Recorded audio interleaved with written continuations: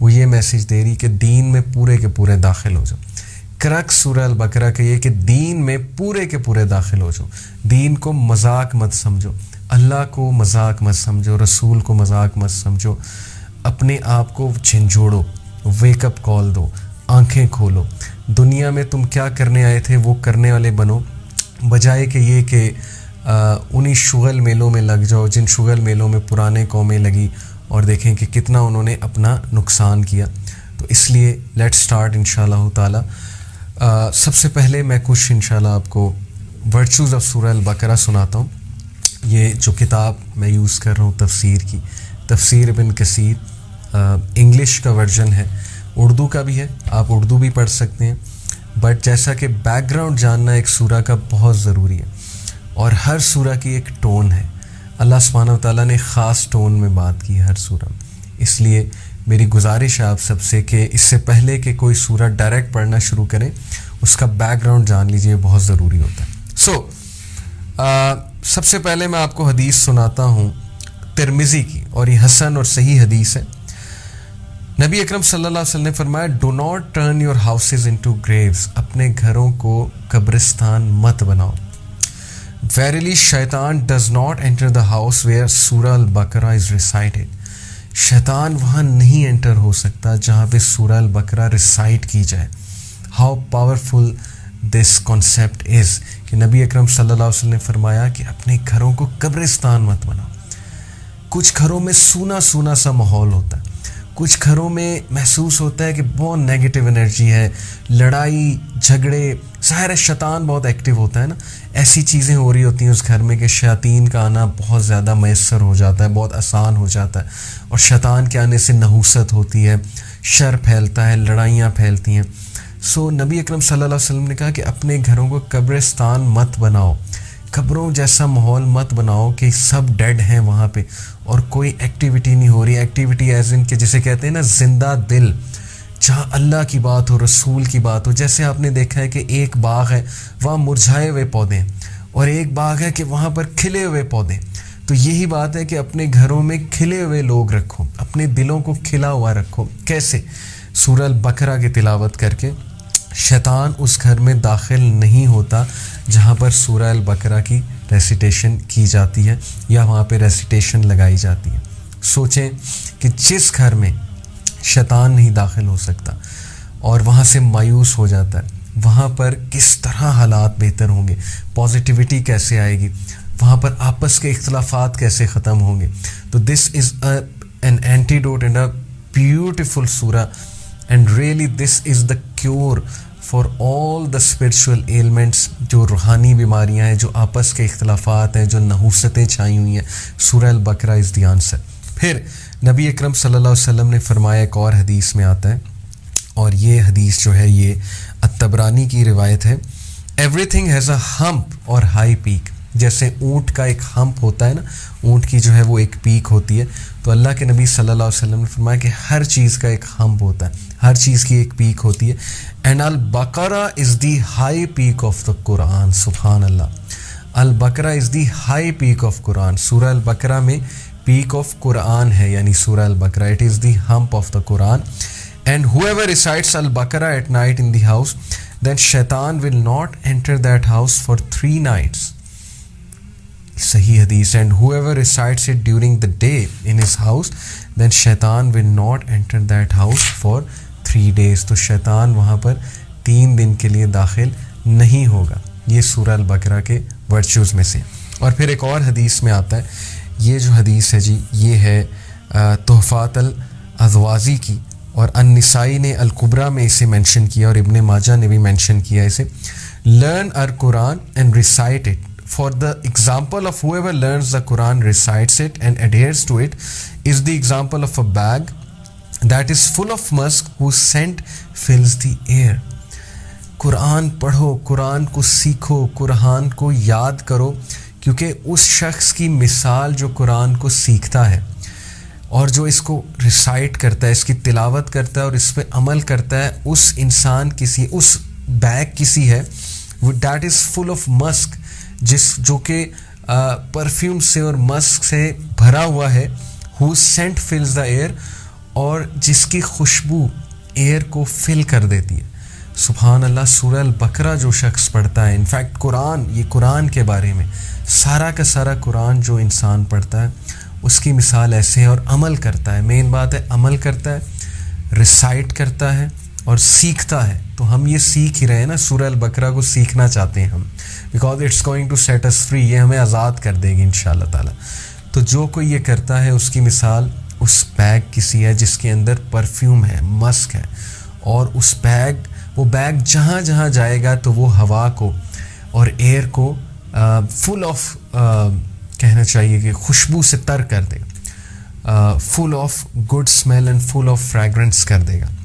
Okay, ایک اور حدیث میں آتا ہے کہ نبی اکرم صلی اللہ علیہ وسلم نے فرمایا they were the angels, they came close hearing your voice. یہ ایکچولی پورا ایک واقعہ ہے, پورا واقعہ میں آپ کو سناتا ہوں, بہت انٹرسٹنگ واقعہ ہے, ایک بڑا میریکولس واقعہ ہے.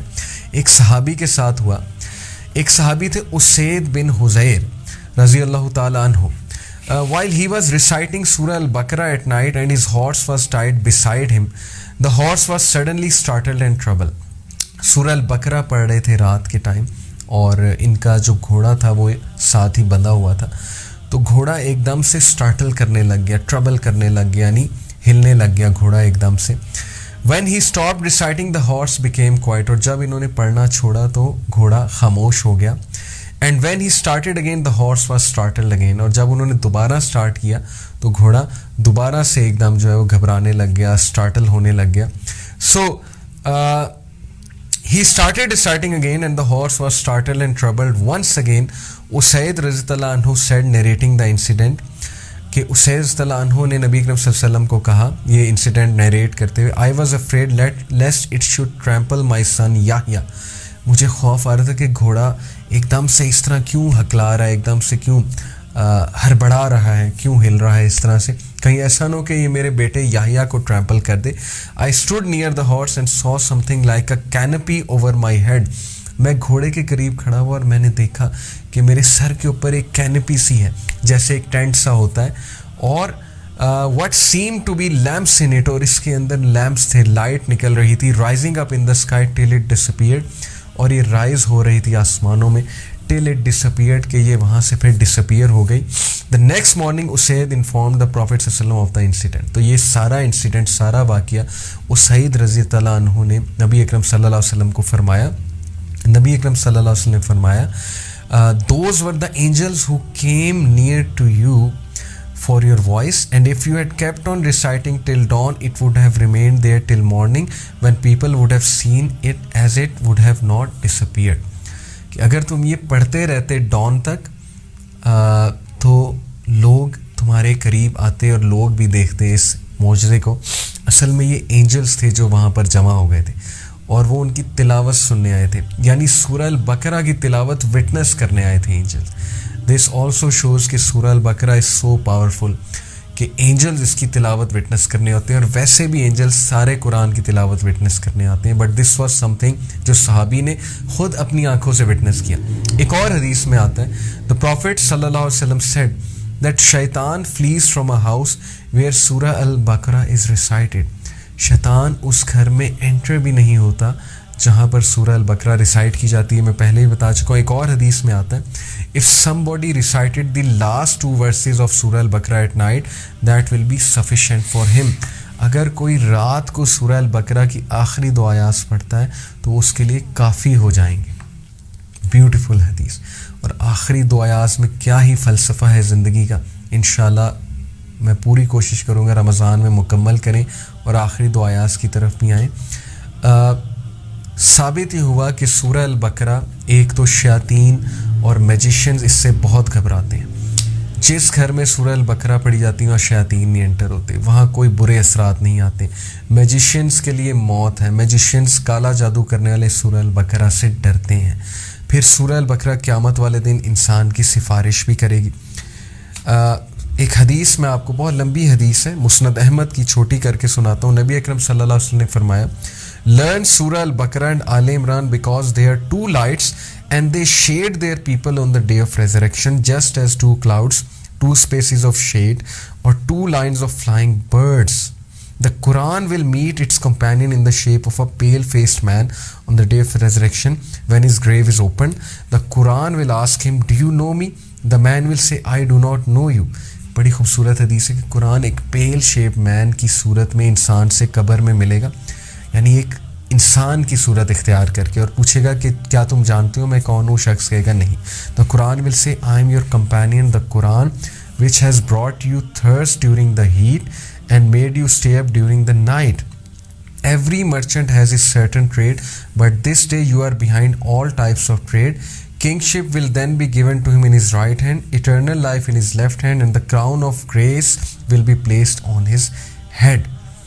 یہ ہے اس شخص کی مثال جو قرآن پڑھتا ہے. قرآن اس کے سامنے انسان کی شکل میں آ کے اسے خوشخبری دے گا کہ میں تمہارا ساتھی، تمہارا کمپینین، جسے تم ریسائٹ کیا کرتے تھے. ہم کتنا قرآن ریسائٹ کرتے ہیں، ہم کتنا قرآن فالو کرتے ہیں. کیا ہمارا کمپینین قیامت والے دن اور قبر میں قرآن ہوگا یا ہمارا کمپینین کچھ اور ہوگا وہاں پہ؟ اس لیے بردرز اینڈ سسٹرز، قرآن پڑھنے کی عادت بنا لیجیے. اگر آپ کو میری ٹپ چاہیے تو ہر نماز کے بعد، نہ صرف رمضان میں بلکہ ہر دن، رمضان کے بعد بھی ہر مہینے، پورا سال، میرے سے ٹپ لے لیجیے کہ ہر نماز کے بعد 10 آیات، 20 آیات، 30 آیات، جتنی آپ کی استطاعت ہے، ہر نماز کے بعد پڑھنا شروع کر دیں. This will make your habit to read the Quran. آپ کو ایسا سکون ملے گا، آپ کو ایسی راحت ملے گی، اور آپ کا قرآن سے ایسا تعلق قائم ہوگا کہ Quran will be your companion. And on the day of judgement and in the grave it will say کہ میں تمہارا کمپینین ہوں. تو کیا آپ نہیں چاہتے کہ قرآن آپ کا دوست ہو، قرآن آپ کا کمپینین ہو؟